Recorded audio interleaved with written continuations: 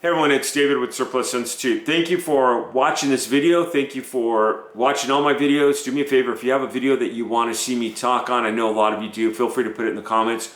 Feel free to reach out to us, help@surplusinstitute.com. Glad to be here. So I'm going to talk to you today about reasons why people don't succeed in side hustles. And I'm going to give you the three main reasons that I believe people do not succeed in side hustles. The number one thing I've seen, and I saw this when I lived in San Dimas, California. I rented out a room, and my roommate was a huge Robert Allen fan, and he would always look at Robert Allen materials. And sorry if you're watching this, he would always read and watch Robert Allen and everything. He'd have them all over the house, in his room, and I'd always walk by and studied like crazy. But when it came time to pulling the trigger, he would never pull the trigger. I had a woman like that in my course a while ago who came in, and she had hired me to personally coach her, and every time we got on the phone, she always had one more thing. One time her Excel sheet had an extra column that she had to fix, and I finally told her, I just called her on it, and I just said, hey, I think you're afraid of this, which this goes to fear. This is my number one reason. I think it's fear. I think a lot of people are in denial about being in fear, but it's fear. And she went off on me. She told me that I was judging her. She told me that and this lady had been through like other programs. She was unhappy with every single one. And I called her on it, and I just said, hey, I think if you can, and she knows who she is, and she's one of my greatest students now. And sorry if you're watching this. And yeah, your name starts with an L if it's it, but if you're watching. But the thing is you can educate yourself as much as you want on a project, on a product. I'm still learning on surplus funds. I'm still learning about deals. I'm still learning about attorneys, how counties work. And I've done quite a few deals. You've seen my checks. You probably see my Instagram page. I have a ton of deals out there. I can always learn more. There has to come to a point where goes into number two is you got to pull the trigger. And what I mean by that is you have to get in there and try it. So I still have it. I have it on a couple other videos. My first tax overage check, I had never done a deal before. And I looked at leads in Florida, and I found a lead for $1,500. I tried a couple, and I was getting numbers that weren't working, and people that had moved or they were deceased. And I came across a lady, and I just used my script. I said, hi, this is David. I'm calling to inform you that the property at 123 Main Street went for over the asking price. She came back with, I didn't know that. What does that mean? And I educated her on it. I had no idea what I was doing. Now, I didn't tell her I didn't know what I was doing.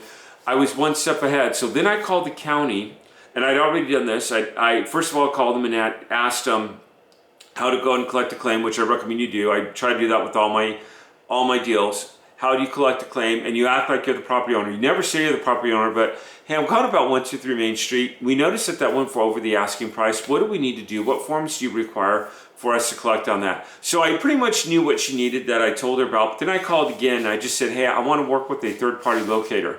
And the county goes, oh, you don't need to work with a third-party locator. And I'm like, yeah, I know, but they were super nice to me, and they let me know about this. I'm like, okay, if you want to, here's the form you need. So I had that form. I had what I needed, and I went ahead and had her assign the funds over to me, collected, and then I gave her half, so I split it. So I made $750 on my first deal, and I'm like, wow, I can do this again. And I did it again and again and again. But you've got to pull the trigger. What's the worst thing that can happen if you pull the trigger and it doesn't work? This goes into my third step. You fix it and you try again. So there are deals, like right now I'm working a state deal in California. Sweet lady, and I like this lady a lot. The first time I talked with her, she's in her 80s, and these funds are her deceased parents, and all her siblings are deceased, and she's the last survivor. So these funds go to her. And the state has asked me repeatedly for more information on this, and I've given it to them every single time. Someone beginning to double up. It's really irritating. But the first time I talked with this lady, I said to her, she said she had a daughter, and I said, hey, can we talk again when your daughter is with you? That way she could kind of hear this and know what I'm proposing that we do. And I heard, I've been listening the whole time. And I was like, wow, that was her daughter. And it was really cool because it built up credibility with me, and because I'm asking this senior citizen for some personal information, and I wanted to make sure her family knew, and I always do that. That's a common courtesy that I offer to all my older people. The other day I did one, and it was in Florida, and I just said, hey, do you want to have your daughter on the phone? And she's like, why would I want to do that? And her daughter called me back, and she's like, why? So sometimes it'll be good, sometimes it won't, but it's just, that's a good caution to have. But my third one is fix as you go. So let's say that deal in Florida that I told you about, let's say that I hadn't got the lady paid. I would look at why I didn't get her paid. I would try to do it again. I would call her. In fact, I had a woman in my program who went through my program. She did that with her first deal in Georgia. And this is like someone who is like destined for success, and she makes 6 figures a year doing surplus funds. She got a mortgage overage or a tax overage, I forget which one, under contract. Very similar, one's by the government, the other one's by a trustee of the bank. Then she went ahead and she put in for these excess funds, and Georgia had just changed their power of attorney laws. And they sent her a denial letter saying, as of January 1st of 2000, I think it was 21, we've changed our power of attorney laws. This will no longer work. So she called her client. She said, hey, they just changed the law. I didn't know this. Will you resign? And the client said, absolutely. So she went ahead and she looked at some of the filings that were happening. It was public data. She went and looked at some information, got some advice from an attorney, paid $300. Yeah, that's an expense. I get it. Got some advice from an attorney, put a new one together, went ahead and sent her to client, got paid on the second round, and made her first check, which she was super excited about. And yeah, if you're watching, Paula, this is you, and I'm talking about you on this story. So yeah, every single one of these stories I've given you has been a real story. I always say start off small. I had a guy in the program, and he's not doing surplus funds to this day. He did a deal in Florida, and I've talked about this before on camera.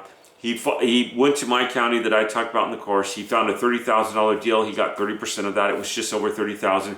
He had $10,000 coming to him, and he wasn't getting paid. He wasn't getting paid. So I said, call the county.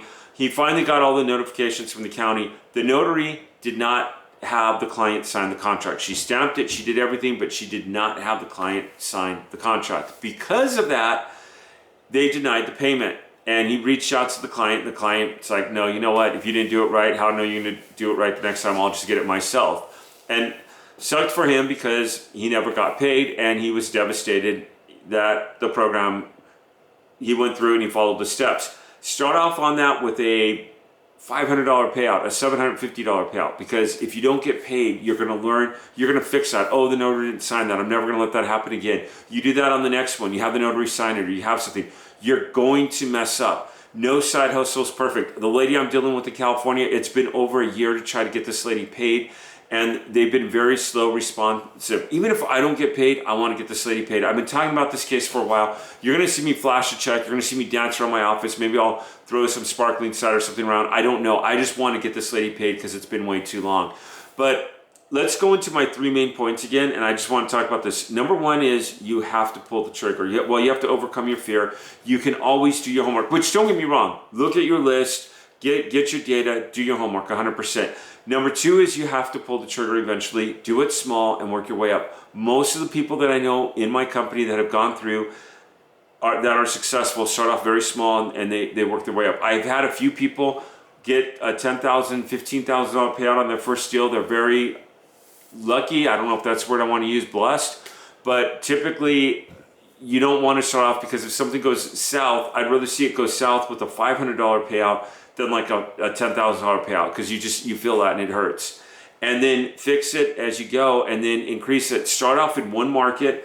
I had one woman go through the program a long time ago, and she was working state funds here and bankruptcies there and tax overages here, and she was never getting a deal. People that go through and they focus on just one niche, one area, and then they expand out. Like I have people who, one woman who I just got off the phone with, she's actually one of my coaches, great person.